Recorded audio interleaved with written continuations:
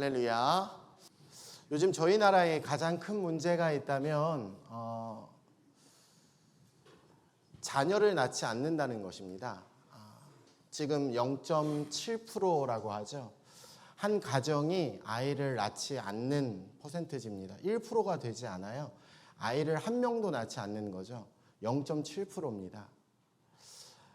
그런데 그럼에도 불구하고 저희 교회에 지난 월요일 날 김수경 집사님 또 김경영 형제님 가정에서 예쁜 공주님을 낳았는데 셋째입니다. 셋째. 첫째도 아니고 둘째도 아니고 셋째를 낳았습니다.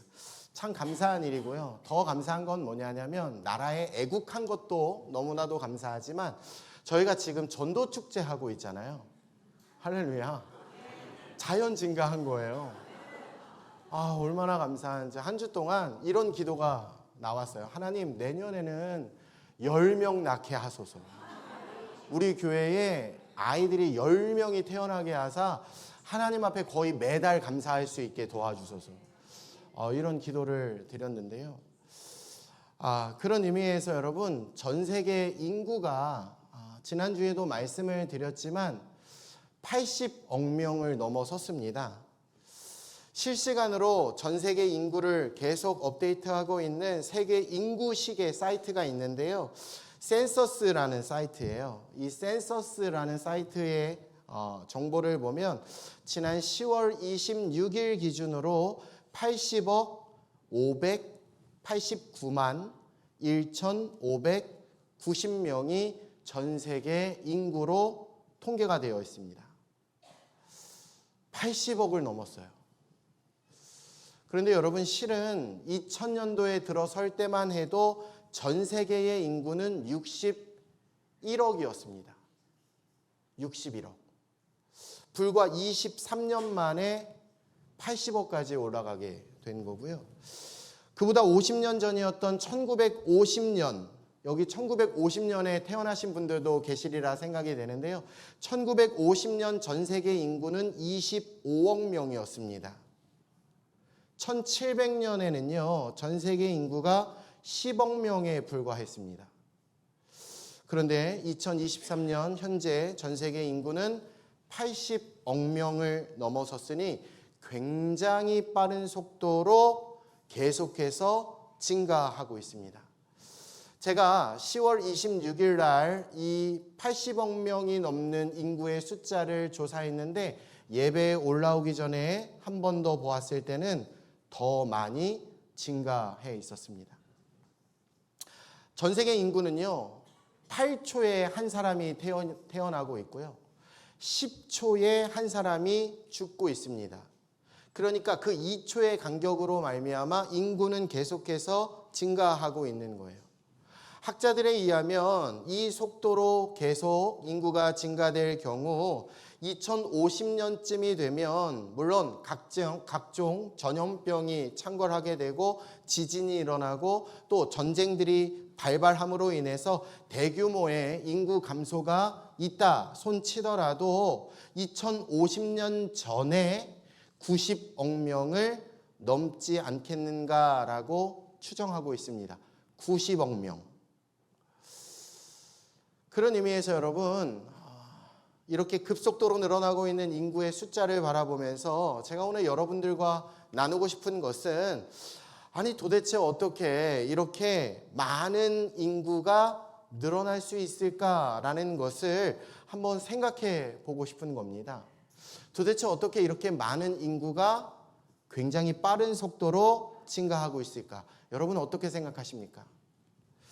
물론 그 이유는 여러 가지가 있습니다. 의료 시설의 발달로 인해서 수명이 늘어났기 때문에 8초에 한 명이 태어나고 10초에 한 명이 죽으니까 인구의 증가는 막을 수가 없다. 앞으로는 더 사람들이 오래 살게 될 것이기 때문에 더 증가하게 될 것이다 라는 이유도 물론 맞지만 여러분, 실은 너무나도 단순한 이유가 있습니다. 그것이 뭐냐? 지금도 지구촌의 어느 나라, 어느 지방, 어느 가정에서 사랑하는 두 남녀가 사랑하게 되었고요. 결혼하게 되었고 그 사이에서 아이를 갖게 되었고 그 아이를 낳았을 뿐인데 그 인구가 80억 명을 넘어서게 되었다라는 거예요. 그런 의미에서 여러분, 저는 교회도 마찬가지다라고 생각합니다. 우리 교회가 44년 전 2층 다락방에서 2만 5천 원짜리 월세로 시작할 그 개척 당시만 해도 여러분, 몇 사람 되지 않았던 성도님들이 오늘 이렇게 250명이 넘을 수 있도록 늘어나게 된 것은 이것이 어느 날 갑자기 어느 순간 이루어진 것이 결코 아니다라는 사실이죠. 이것은 지난 44년간의 그 흘러가는 세월 속에 분명 우리 금천중앙 침례교회 성도님들이 주변에 있는 믿지 않는 누군가에게 복음을 증거하고 전도한 결과다라는 것입니다. 그러니 성도님들의 전도에 대한 노력이 없었다면 결코 이 자리가 이렇게 채워질 수가 없었다라는 사실이에요. 여러분, 한 임산부가 아이를 잉태하는 과정 속에서도 실은 굉장히 많은 위험한 일들이 일어나게 됩니다. 안타깝게 유산할 수도 있는 것입니다. 또 아이가 잘 태어나게 되었지만 어떤 사고가 일어나거나 어떤 질병으로 말미암아 그 소중한 자녀를 잃어버릴 수도 있는 것입니다. 마찬가지로 한 영혼을 전도하는 것도 그렇습니다. 정말 사랑하는 마음으로 전도했는데 중간에 포기해버릴 수도 있다라는 사실이에요. 교회에 오기로 정말 찰떡같이 약속은 해놓고 정말 믿었는데 온다 했는데 교회를 끝끝내 오지 않습니다. 자, 그러면 그동안 내가 쏟아부었던 전도에 대한 애정과 열심이 그 모든 순간 무너져 내림으로 말미암아 우리 마음이 얼마나 어렵게 되는지 몰라요. 전도를 잘해서 교회를 한번 나왔다 손치더라도 교회에 정착을 한다라는 것은 또한 별개의 문제이기도 합니다. 그러니 그 모든 일련의 과정들은요, 결코 생각처럼 쉬운 것이 아니다라는 사실이에요. 연구에 따르면 전도를 우리가 이런 전도 축제를 통해서 100여 명의 사람들을 전도했다 하면 여러분, 몇 명이나 교회에 정착하게 되느냐? 5명에서 10명입니다. 그럼 나머지 90명에서 95명은 어떻게 되느냐? 정착하지 못한다라는 사실이에요. 그러니 우리 교회에 왜 이런 일련의 일이 없었겠습니까? 하지만 그럼에도 불구하고 오늘 금천중앙 침례교회가 이렇게 모이게 되고 부흥하게 된 것은 분명 누군가 한 영혼을 향한 복음의 증거가 있었기 때문이고 그들을 전도했기 때문에 오늘 우리 교회는 지금 이 모습을 갖추게 되었다라는 사실이에요. 그러니 여러분, 기억해 주십시오. 위대한 결실에는 언제나 끊임없는 노력이 뒷받침되어야 한다라는 사실이죠. 그러므로 교회가 부흥하지 않고 하나님의 나라가 정체되어 그대로 있다면 참 죄송한 이야기지만 그 교회의 구성원들의 게으름 때문입니다. 전쟁이나 전염병이 아무리 반복이 된다 해도 사람들이요, 아이를 낳는 일을 어딘가에서 계속하고 있다면 여러분, 지금 보는 것과 같이 전쟁이 있고 전염병이 있을지라도 전 세계 인구는 줄어들지 않는다라는 사실이에요. 하지만 아무리 수명이 늘어난다 손치고 의술이 발달한다 해도 전쟁이 일어나지 않고 전염병이 완전히 사라진다 해도 여러분 아시죠? 사람이 아이를 낳지 않으면, 아이가 이 세상에서 사라지게 되면 그 사회는요, 그 나라는요, 인구가 계속해서 줄어들 수밖에 없다라는 사실이에요. 지금 우리나라가 그 현실에 직면해 있지 않습니까? 아무리 발달되고 의술이 좋아졌지만, 전쟁도 일어나지 않지만, 전염병도 어느 정도 사라졌지만 여러분, 사람들이 아이를 낳지 않기 때문에 사회가, 그 나라의 인구가 줄어들게 되었다라는 사실이에요. 그러니 교회도 마찬가지겠죠. 성도가 전도하지 않으면 제 아무리 교회에서 좋은 프로그램을 하고 아무리 말씀이 좋고 아무리 그 교회의 분위기가 좋다라고 해도 여러분 기억해 주십시오. 전도하지 않으면 결코 부흥은 이룰 수가 없다라는 사실이에요. 그만큼 한 사람의 전도는요, 그 무엇과도 비교할 수 없을 만큼 가장 귀한 일이고 가장 중요한 일이다라는 사실이에요. 그런 의미에서 오늘 성경 말씀을 보니까 성경은 우리들에게 이렇게 증언하고 있습니다. 로마서 5장 19절 말씀 같이 한번 읽어볼까요? 함께 읽어보죠. 시작. 한 사람이 순종하지 아니함으로 많은 사람이 죄인 된 것 같이 한 사람이 순종하심으로 많은 사람이 의인이 되리라. 의인이 되리라. 아멘. 한 사람이라는 단어가 두 번이나 반복해서 등장하고 있지만 이 한 사람 한 사람은 다른 사람들을 의미합니다. 여러분, 성경은 이렇게 한 사람에 대해서 우리들에게 증언하며 그것을 중요하게 이야기하고 있는데, 자, 그렇다면 먼저 등장하고 있는 이 한 사람은 누구인가? 앞서 나오는 한 사람은 바로 아담을 가르치고 있습니다.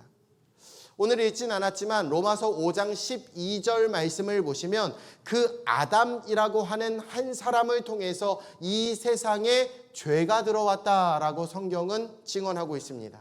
그리고 그 죄로 말미암아 사망도 들어오게 되었다라고 이야기를 하죠. 결국 이 한 사람 때문에 모든 사람들이 죄를 짓게 된 것이고, 이 한 사람 때문에 모든 사람들이 생명에서 멀어지게 되었다라고 성경은 증언하고 있어요. 그러니 결국 이것은요, 인류의 조상이었던 아담 그 한 사람이 하나님의 말씀에 순종하지 않았기 때문에 일어난 일이다라고 성경은 우리들에게 못 박아 이야기하고 있다라는 사실이에요. 하지만 여러분, 이 부분을 우리는 조금 생각해 볼 필요는 있습니다. 왜냐? 사실 아담은요, 하나님이 선택한 사람이기 때문이에요. 게다가 아담은 하나님의 형상대로 하나님이 직접 빚어 만드신 하나님의 최고의 걸작품이기도 했습니다.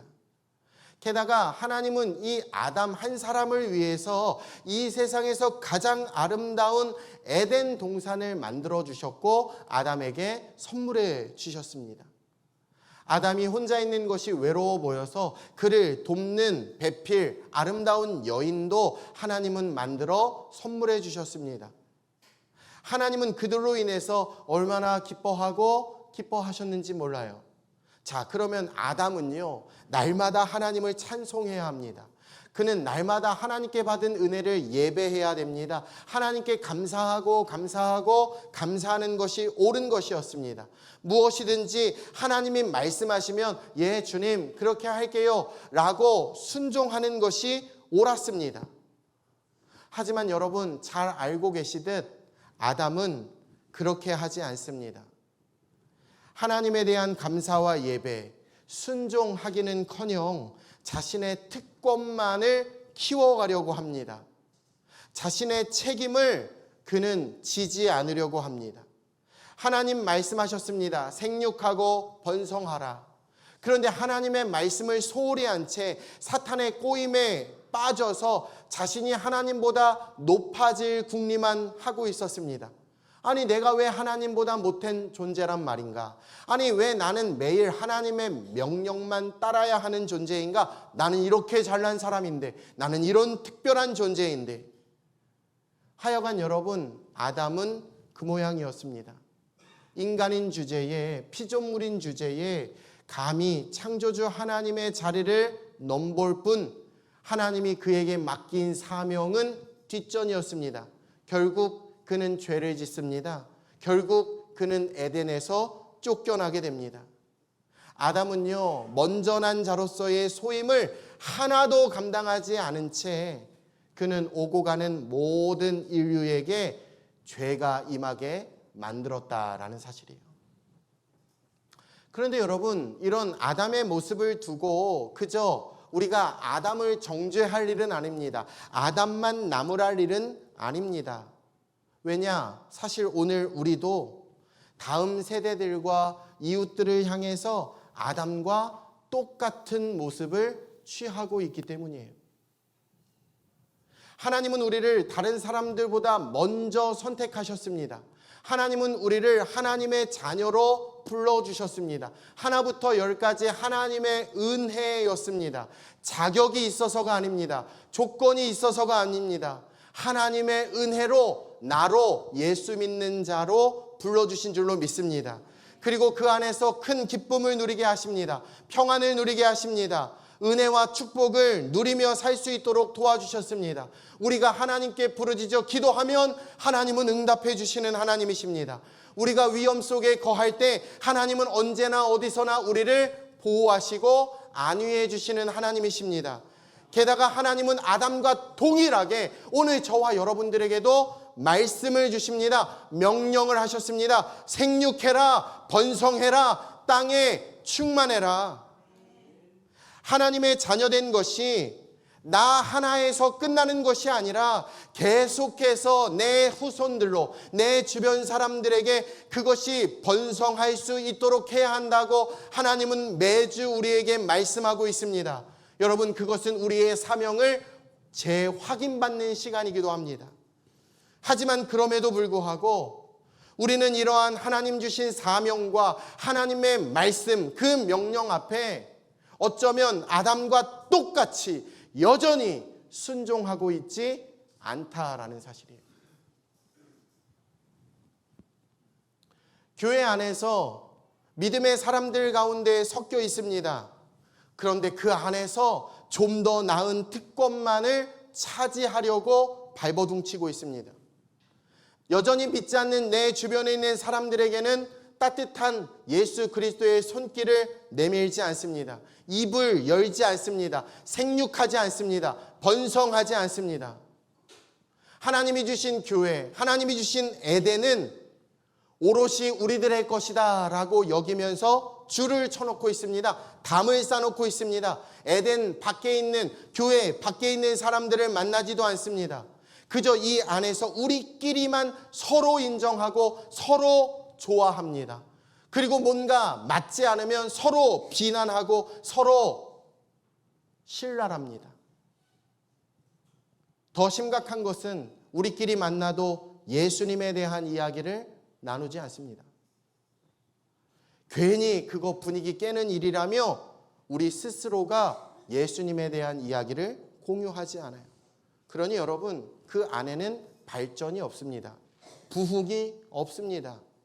하나님 나라 확장이 오늘 우리를 통해서 이루어지고 있지 않다라는 사실이에요.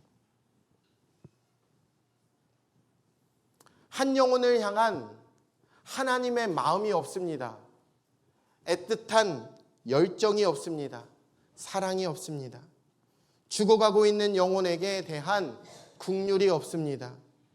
내가 사랑하는 내 가족인데, 내 자녀들인데, 내 부모님들인데, 내가 사랑하는 그 영혼이 죄인이 되어서 예수님이 없는 삶을 살아가는 것을 보고 있으면서도 분명히 이렇게 살면 지옥에 갈 텐데, 여러분 아시죠? 예수님에 대한 믿음이 없으면 아무리 착하게 살아도 구원받지 못합니다. 아무리 인생에서 성공해도, 아무리 많은 재물을 물려주어도 내 자녀에게 예수님에 대한 믿음이 없으면 죄송합니다. 지옥 갑니다. 구원이 없습니다.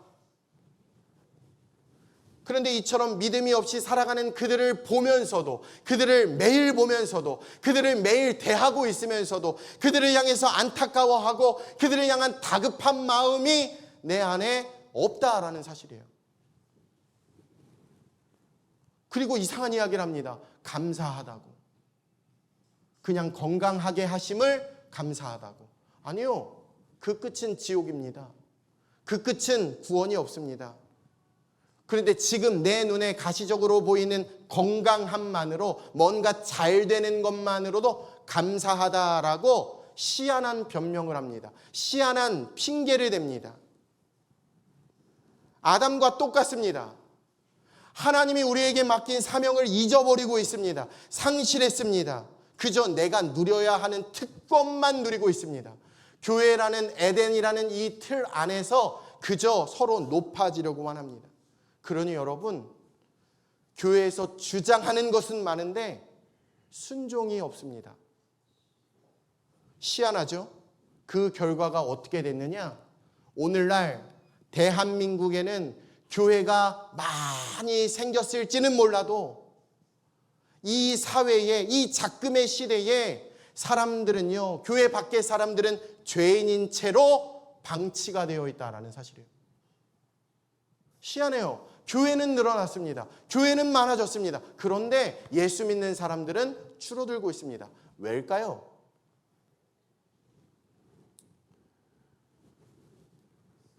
그러므로 우리가 누군가를 사랑한다면 우리는 그 사랑의 표현으로 무엇을 해야 되느냐? 예수를 전해야 할 줄로 믿습니다.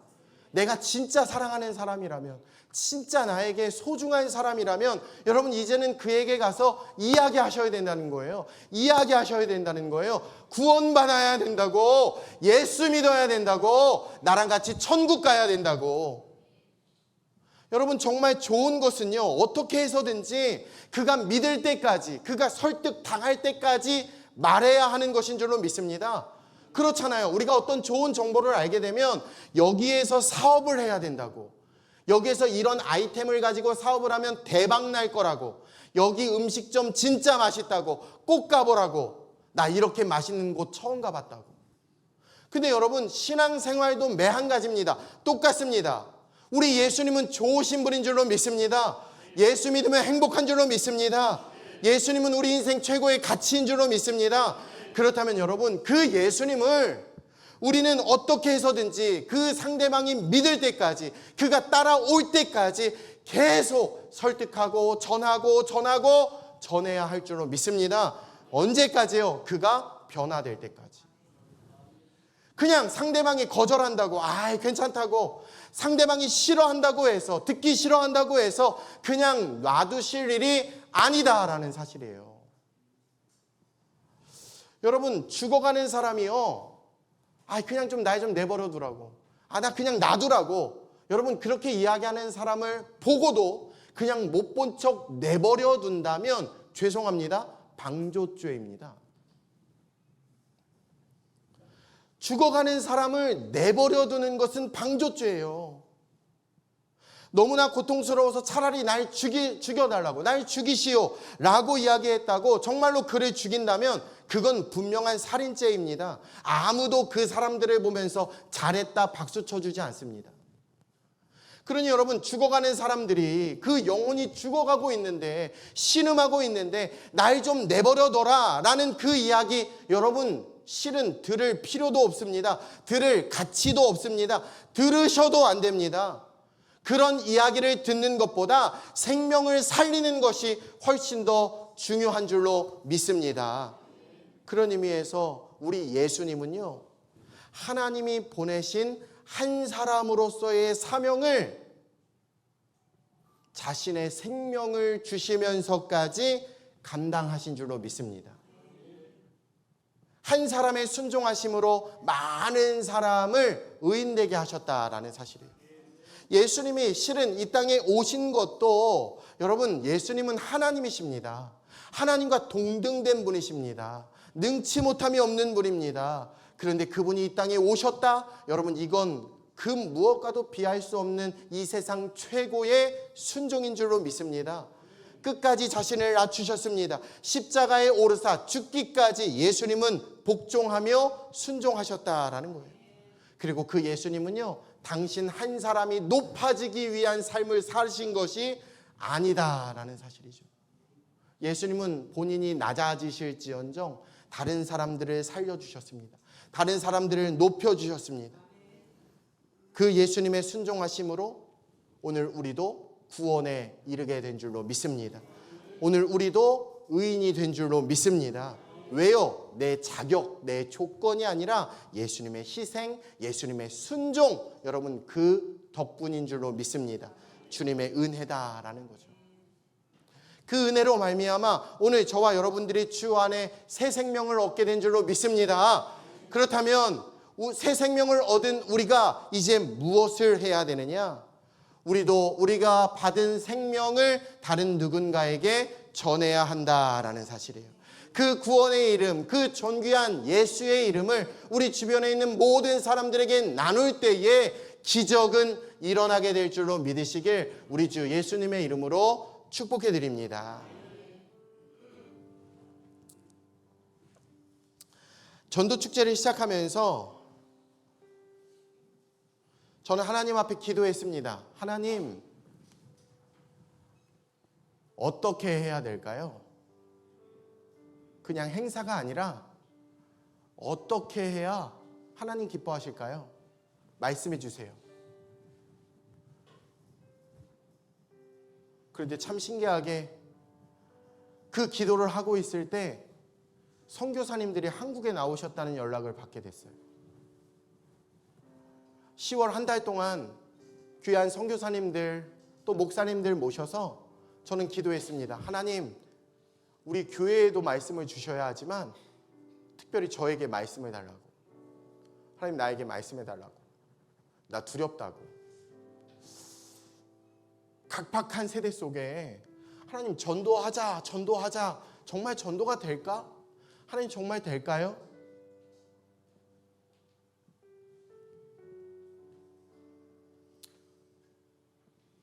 선교사님들 통해서 귀한 말씀이 설파되었는데 특별히 지난 금요일 날 베트남 선교를 마치시고 이제 들어오신 박원규 목사님을 통해서 하나님은 여전히 저와 우리 교회에게 말씀해 주셨는데요.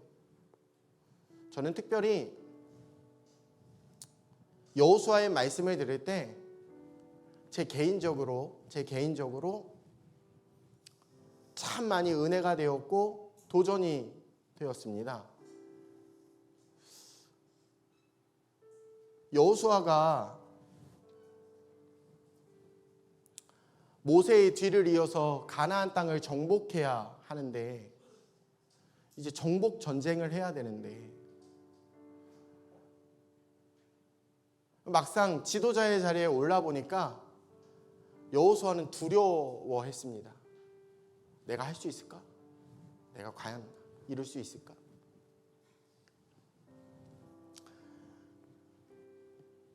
그렇잖아요, 여러분. 이스라엘 백성들이요, 군사가 아니었어요. 그들은 노예로 있다가 출애굽한 일반 백성들입니다. 그 노예로 있던 사람들을 데리고 가나안을 정복한다? 훈련받지 않은 이스라엘 백성들을 두고 여호수아가 과연 어떤 모습이었을까요? 당연히 두려웠겠죠. 당연히 떨렸겠죠. 가나안 땅에 있는 그 가나안 사람들은 이스라엘보다 훨씬 더 강한 민족이었기 때문에 두려웠을 것입니다. 근데 그때 여호수아는요, 다른 게 아니라 하나님께 기도한 거예요. 하나님 도와달라고. 가나안을 정복해야 되는데 우리는 힘이 없다고. 우리는 능력이 없다고. 하나님 도와달라고. 근데 저는요, 그 이야기가 제 이야기 같았어요. 제 이야기. 우리도 가나안 정복해야 되잖아요. 우리도 성전 건축해야 되잖아요. 우리 전도해야 되잖아요. 1119 전도. 난공불락성 여리고, 그 여리고성을 앞두고 정말 강한 성인데 우리가 전도해야 할 그 대상들이 어쩌면 여리고성과 같은 존재들 아닐까요? 찔러도 피 한 방울 나올 것 같지 않은 사람들, 교회 가자고 하면 됐다고 하는 사람들, 에이 무슨 얼어 죽을 교회냐고. 난공불락 같은 그 여리고성을 앞두고 여호수아가 무엇을 했느냐? 이스라엘 백성들과 함께 기도했다라는 사실이에요. 기도했다라는 거죠. 그때 하나님이 명령을 주십니다. 그때 하나님이 말씀을 주신 거예요. 그리고 그 말씀대로 그대로 순종했더니 하나님은 난공불락 여리고성을 무너뜨리게 하신 줄로 믿습니다. 기도했더니 하나님이 성령의 충만함을 더하여 주신 줄로 믿습니다. 그 결과가 뭐냐? 이스라엘 백성들이, 여러분, 노예 출신들인데 그럼에도 불구하고 그들의 힘과 그들의 능력이 아니라 하나님의 강권적인 능력으로 말미암아 결국 가나안 땅을 정복하게 된 줄로 믿습니다. 하나님이 저에게 말씀하시더라고요. 기도해라. 기도해라. 기도하면 두려움이 떠나갈 거야. 기도하면 성령의 충만함을 얻을 수 있을 거야. 근데 여러분도 그렇지 않으세요? 앞에서 목사가 매주일 전도하자고 하니까, 아니 목사님이 전도는 하자고 하는데 전도를 어떻게 해야 되는지도 모르겠고, 아니 내가 한다고 그게 통할런지도 모르겠고 하는 지금 이 순간, 이번 주에는 심지어 목사님이 다가가기를 하라고 하는데, 아니 내가 도대체 다가가서 뭘 하라는 거야. 근데 여러분, 제가 여러분들에게 뭔가 제시하는 것보다 제가 단언컨대 하나님이 여러분들에게 행할 일을 알려주실 줄로 믿습니다. 그러기 위해서는 기도하셔야 돼요. 기도하셔야 돼요. 하나님, 제가 전도하고 싶어요. 어떻게 할 수 있을까요? 사랑하는 남편, 사랑하는 아내, 사랑하는 자녀들, 하나님 정말 전도하고 싶은데 어떻게 해야 될까요? 기도하시길 바랍니다. 기도하시길 바라요. 성령 충만함으로 하나님이 여러분들 가운데 함께하여 주실 줄로 믿습니다. 우리는 기도하면, 성령 충만하면, 박원규 목사님이 이런 말씀을 하셨어요. 하나님이 우리로 꿈꾸게 하실 거래요. 꿈꾸게 하신대요. 이루어질 수 없을 것 같은데 그걸 이루는 거죠. 그걸 뭐라고 하느냐? 야, 꿈은 이루어진다. 이렇게 이야기하잖아요. 꿈꾸게 하시는 거예요. 그리고 뜨거워지게 하신대요. 하나님의 역사를 비로소 경험하게 된다라고 말씀하셨어요. 전도는요, 이 세상 무엇과도 비교할 수 없는 가장 가치 있는 것입니다. 왜냐? 예수님이 이 땅에 오신 이유와 목적은 잃어버린 한 영혼을 찾기 위함이셨기 때문이에요. 그러니 전도는 우리 주님이 가장 기뻐하시는 일임은 아주 명명백백한 사역인 줄로 믿습니다. 여러분들이 지난주에 적어내신 전도의 대상자들을 쭉 그 면면을 보니까요, 거기에는 아빠도 있고, 거기에는 엄마도 있고, 동생도 있고, 누나도 있고, 오빠도 있고, 가족들을 말할 것도 없고, 직장 동료들도 있고, 같이 운동하는 분도 있고, 선후배도 있고, 전에 신앙생활 같이 하셨던 분들인데 지금은 신앙생활 하지 않는 참 다양한 분들이 계셨습니다. 근데 여러분, 정말 중요한 사실은요, 이번 주는 다가가기예요. 그런데 그냥 다가가시면 안 돼요. 기도하셔야 돼요. 기도하셔야 돼요. 정말 기도하세요. 정말 기도하세요. 하나님 지혜를 달라고 눈물 흘려 기도하시길 바랍니다. 그 영혼을 향한 애틋한 마음, 그냥 하면 하고 말면 말지 하는 그 정도 수준이 아니라 반드시 해야 할 수밖에 없게끔 성령이 우리에게 하나님의 마음을 더하여 주실 줄로 믿습니다. 다음 주에는요, 1119 전도축제에 초대장 나눠드릴 거예요. 그리고 그 다음 주에는 선물을 나눠드릴 거예요. 그리고 그 다음 주에는 11월 19일 여러분들이 교회에 초청하셔서 교회 모시고 오시면 됩니다. 거기에서 끝나느냐? 아니에요. 제가 또 생각한 게 있어요. 5 미션이라고 전도 대상자들 초청하고 난 이후에 5주 동안 여러분들이 또 하셔야 할 일들을 제가 제안해 드리도록 할 거예요. 여러분, 그 일련의 과정 속에 꼭 기도해 주시고 살아계신 예수 그리스도의 이름으로 나아가 승리할 수 있는 저와 여러분이 다 되시길 우리 주 예수님의 이름으로 축원해 드립니다. 자, 두 손을 가슴에 얹고 저를 한번 따라 할까요? 한 사람이 한 영혼을 하나님께 구원으로 한 번 더 할게요. 한 사람이 한 영혼을 하나님께 구원으로. 여러 사람이 아니에요. 목표는 한 사람. 하나님이 붙여주실 것입니다. 그 한 사람에게 여러분 나아가셔서 꼭 전도의 열매를 거둘 수 있는 사랑하는 금천중앙 침례교회 되시길 우리 주 예수님의 이름으로 축원해 드립니다.